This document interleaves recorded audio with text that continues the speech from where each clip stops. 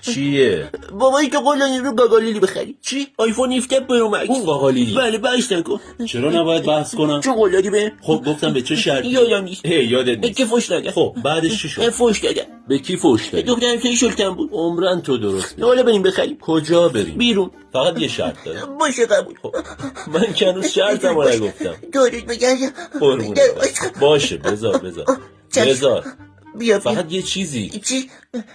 تو میدونی من پولشو از کجا آوردم؟ سر قبل پیشی ها. عمرن تو درست بشی. یه لحظه اونجا وایسا میام.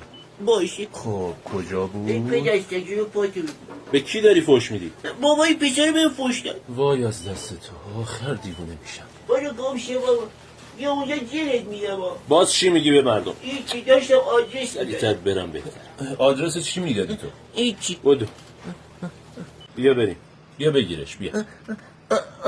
آی یه چیزی بگم. بگو. نهایتا کی میخواست کمکت کنه اینقدر دست و قاتله باشه دیگه بلبل زبونی نه. دوست دارم. روانی میکنی به قرآن. بیا این وقت چرا میری اون بر بیا؟ باید کنار رو اینقدر بیشوری نمیپا. دست درد نکنه من بیشورم نه شدم. بابا تو رو بگم. بابای دختره بگیرش بگیر.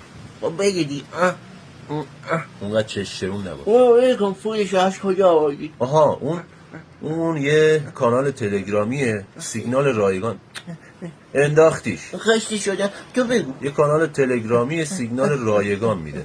خب اینو بگیر اول. بریم بریم.